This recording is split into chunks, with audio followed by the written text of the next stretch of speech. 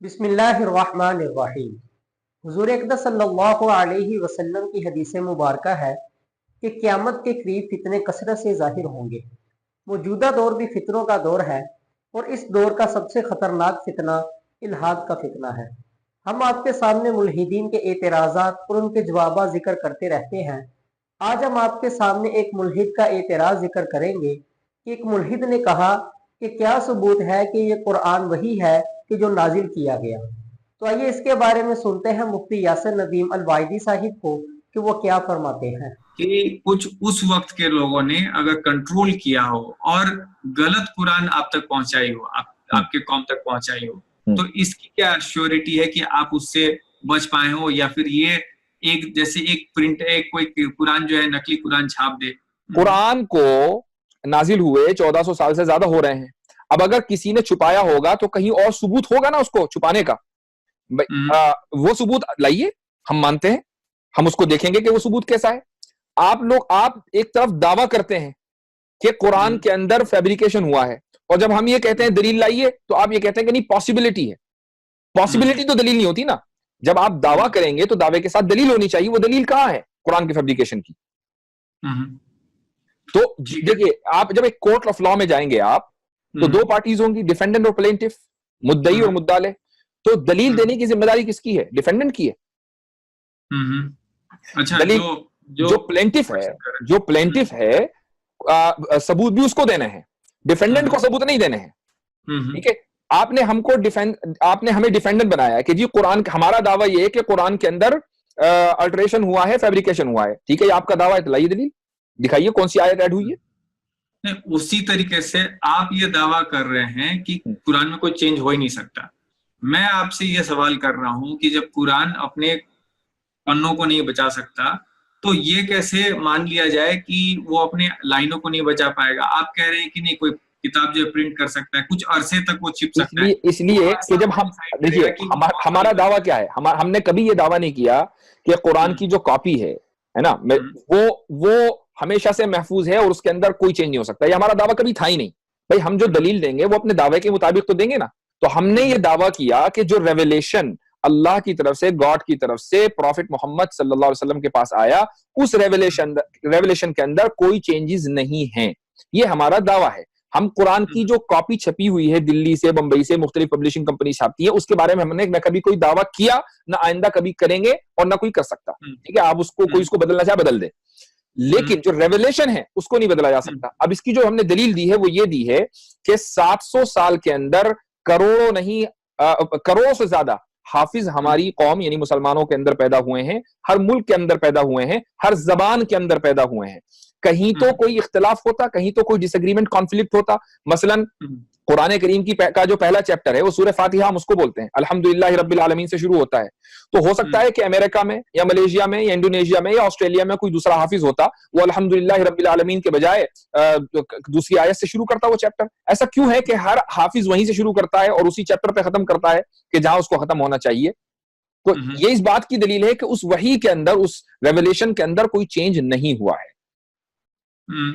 लेकिन अगर आप आज से बहुत पीछे जाएं और उस वक्त जब कम लोग रहे होंगे, अगर उसी वक्त जो है और लोगों का सर किसी ने कलम कर दिया हो और उनको जो है उनपे दबाव डाला हो कि नहीं तुमने यही आयत कहना है कि यही आयत है, तो उस वक्त से अगर वो लोग उस वक्त से वो उसको, अब ये पॉसिबिलिटी है ना, ये पॉसिबिलिटी है या आपका दावा है?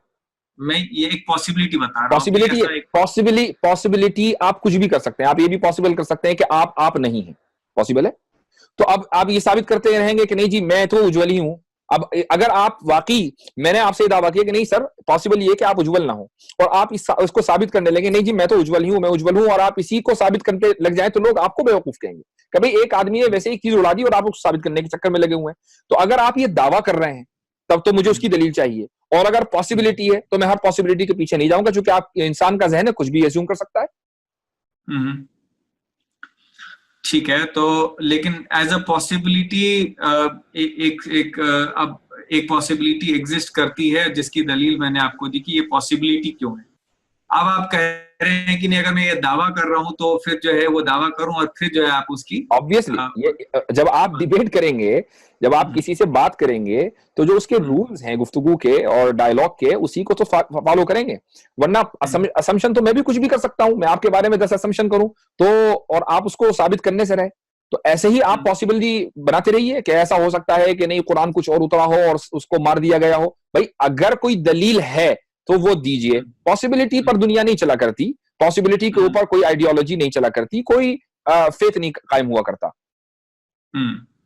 ठीक है, तो मेरा आपसे सवाल ये था कि ये कैसे गारंटीड होता है, ये कैसे इंश्योर्ड होता है कि कुरान जो है इस तरीके से आई और यही सच है और इसमें कुछ भी चेंज नहीं हुआ है और ये ऐसा है, इसकी क्या आपकी आप ये क्लेम कर रहे हैं, ये मुसलमान क्लेम कर रहे हैं, तो इसके पीछे उनकी क्या चूंकि जिस वक्त कुरान करीम नाजिल होना शुरू हुआ उस वक्त तो चंद लोग थे, मिसाल के तौर पर 10 होंगे 20 होंगे। जिस वक्त पहली आयत नाजिल हुई तो उस वक्त तो कोई भी नहीं था, सिर्फ मोहम्मद सल्लल्लाहु अलैहि वसल्लम थे।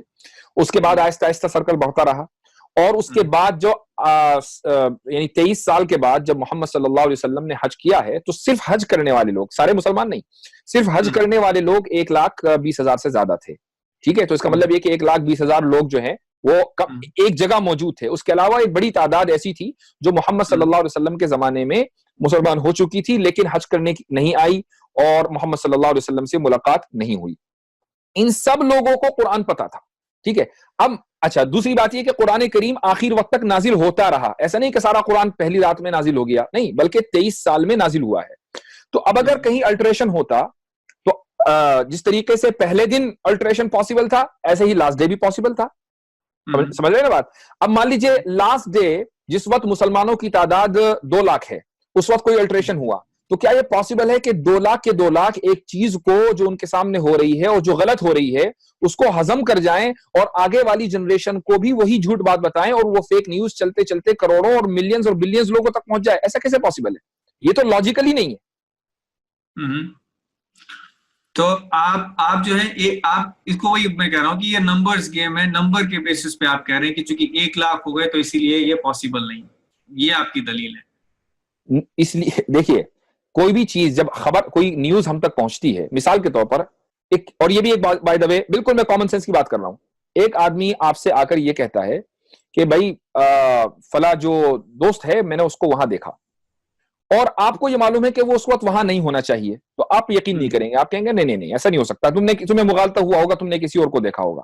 एक दूसरा आदमी आकर आपसे कहता है कि नहीं मैंने उसको वहां देखा है, अब आपके जहन में शक पैदा हो गया। तीसरा और चौथा और 10 आदमी आपसे आकर कहें तो आपको यकीन हो जाएगा कि हाँ यकीनन वो वहीं था। तो ये नंबर गेम है कि नहीं है?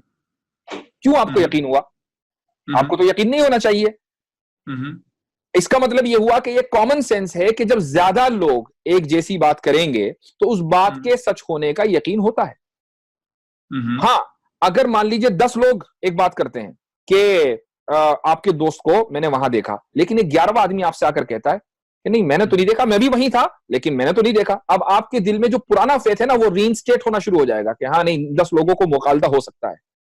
हमारे यहां तो वो भी नहीं है। अगर 1 लाख लोगों ने कुरान करीम की एक आयत को सुना तो एक आदमी तो डिफर करता, एक ने भी डिफर नहीं किया। इसका मतलब यह कि 1 लाख के 1 लाख इस बात पर एग्री करते हैं कि ये कुरान करीम की जैसी आयत हमने देखी है, सुनी है, वैसी ही है। तो अब हमें यकीन क्यों ना पैदा हो?